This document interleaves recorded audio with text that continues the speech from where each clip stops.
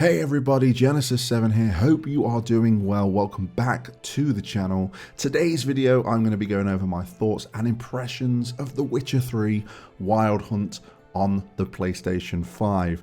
Now this is a bit of a double-barreled video here because I'm going to be covering the next-gen stuff. That is the most current and fresh thing at the moment. But it is my first time and I need to address that because there is very small asterisks next to that. Let me just give you a quick backstory.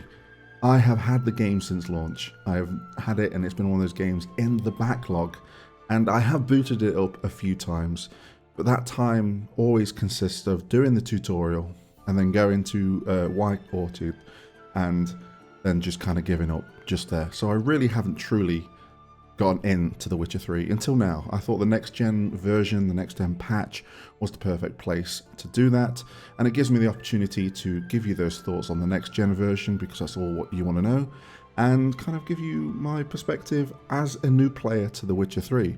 So hit the thumbs up button, subscribe to the channel, and let's get into it. Now I like to start off my videos with like a brief history of a game, but again I've just kind of covered that with me not playing it, kind of playing it. But when it comes to The Witcher as a whole, I've never played the previous games. I've not played 1 or 2. When it comes to the Netflix series, it's something I've watched in the background, not really got into. So I really am going into The Witcher 3 very fresh. So let's bounce straight over to the next gen stuff. That's what you want to know. I've been playing on the PlayStation 5, and it really has been a treat. From my few times that I have played the game, I do have a few comparisons, and kind of looking back and forth, there are some pretty significant changes, and this is all in a free update. So I've been playing the game on performance mode. I've kind of tackled it over to fidelity mode a few times just to kind of see what it looks like on the 4K TV.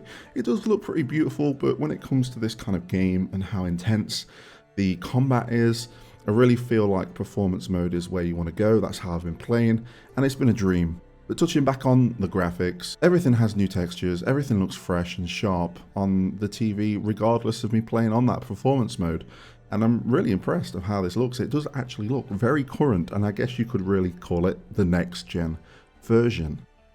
Now I know this kind of comes with loads of quality of life updates, and there is one I want to go into in quite a bit of depth, or quite a bit of passion I guess I could say, because it has been the main reason why I have dropped off the game so many times, and that is the feature of the map. Now open world games can be very overwhelming when you look at it and there's question marks everywhere, and I'm one of those people that want to go to every single question mark, knock it out of the park before I go on to the next area. And with The Witcher 3, that is the main reason why I lost myself. Like, I get to White Orchard and it'll just be one of those things where I'll try and do everything, and then by that time I've forgotten about the story. So this quality of life update on the next gen version, having the ability to just remove all the question marks, has been a treat. I have not been distracted. I found things naturally, and I really think this is the most significant change that has drew me in, and it may draw others in as well, because you may be overwhelmed by open world games with those question marks. Taking this off really does justice and just lets you experience the game and come across those question marks naturally. Sometimes you can do it, you're the right level, sometimes you're stronger and you can absolutely obliterate any monsters or enemies in the area, and sometimes you're just way too weak and you kind of have to come back to it another time. So I'm very thankful for that quality of life update. There are a few others like the quick menu. Now I play a lot of Final Fantasy 14 and I play a lot of games where you kind of hold the shoulder buttons where you kind of go to the other actions, so this is welcome change for me. Quick access to the spells. I really don't like the kind of radio wheel whatsoever, so another welcome quality of life update. A few others is in the camera angles. I've just accepted everything as the new thing. So close up on the horse, close up in combat, close up in exploration. Again, this is all making this game feel as current as it can be. And then there is the simple option of, I think in the old kind of version of the game, you'd hold X to sprint, which is in such an old school mentality when it comes to controls. But now you can do everything in that left analog stick.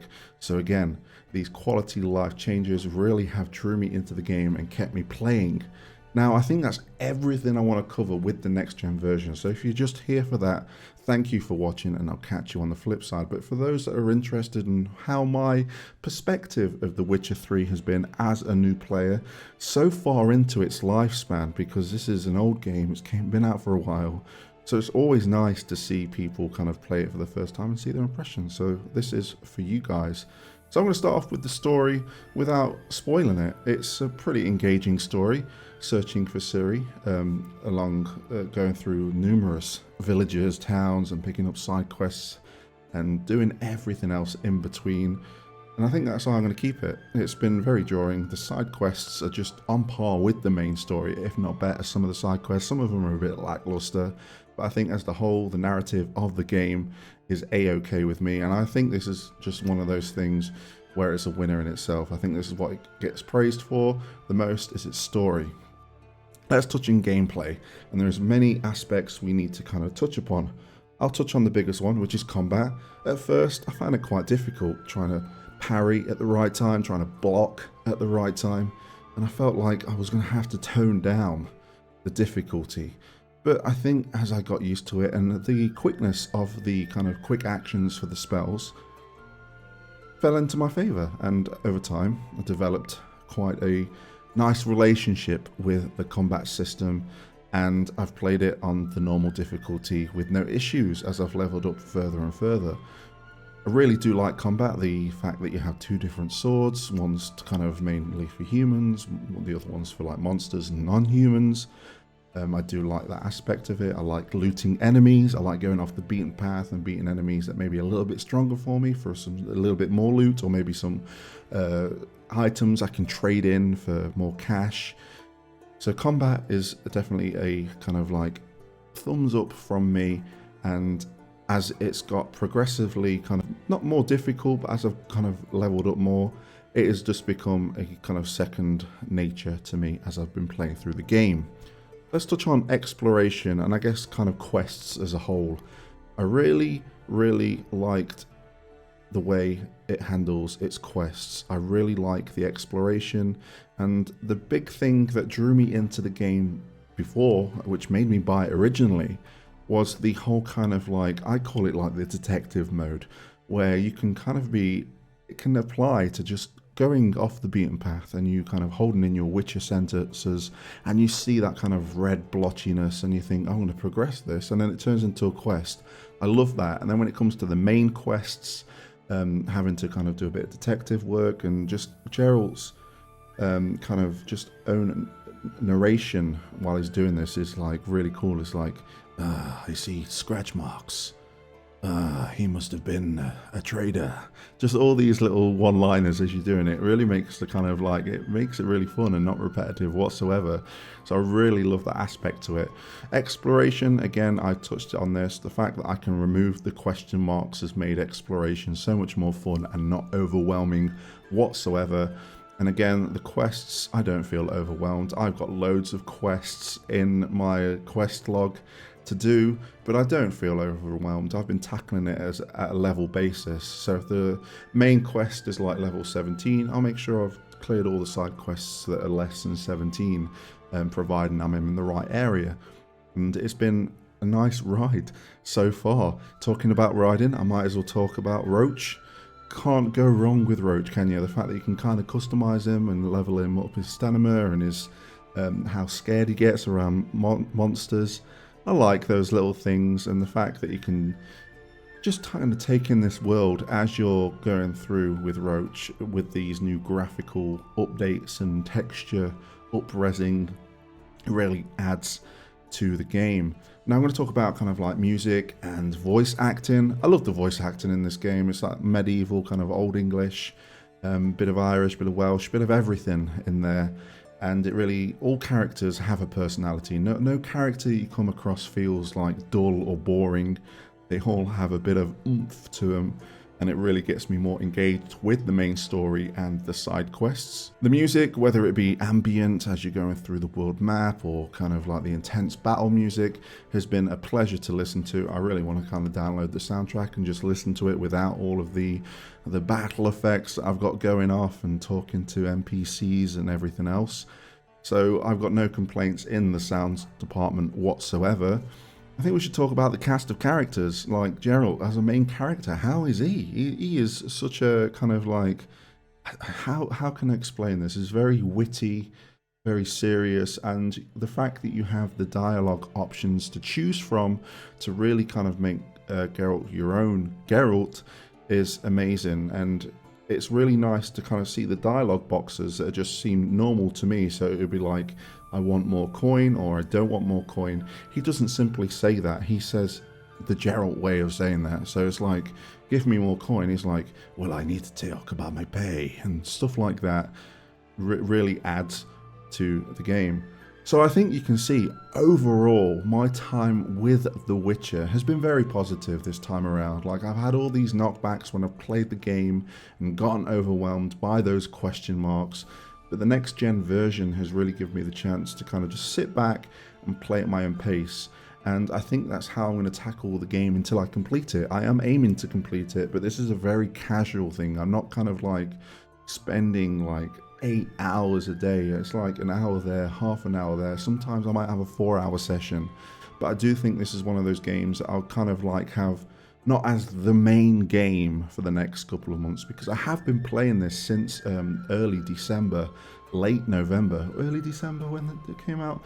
It was around that time, but I've been playing it and I've been trying to gather as much thoughts and opinions as I can for this video.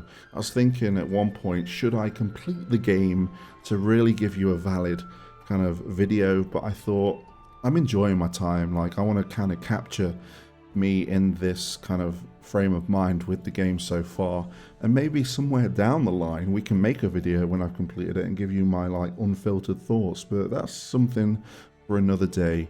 Today it's all about my thoughts and opinions of The Witcher 3, and I hope you either agree or disagree. Let me know in the comments, because I think it's very interesting when someone enters a game so late into its lifespan, like I said, and see veterans that have completed the game like so many times have a perspective from someone of just playing it for the first time. So I really hope we can get engaged and have a healthy discussion in that comment section. And I just thank you for your time for listening to this thoughts and impressions video of The Witcher 3. And I think before I wrap up the video, it just came to my mind. I should have wrote notes down for bullet points, but I like to kind of wing it. But Gwent, of course Gwent's got to get its own section. At first I thought, it's just one of those gimmicky card games, but no, it's just like everyone says online and people that I spoke to that have played the game. It's highly addicting. It reminds me of my triple triad days in Final Fantasy VIII and Final Fantasy XIV. I'm just out there collecting all these cards. This kind of becomes my main quest sometimes. I just go on and just collect the cards. What an amazing game. I know there's a mobile game, but apparently it's not like the version in The Witcher 3, but I just wanted to touch that. But now I'm going to wrap up the video. Thank you for watching. Again, hit the thumbs up button if you like this video. If you didn't, hit the dislike button. Thank you for watching, and until next time, I'll catch you on the flip side.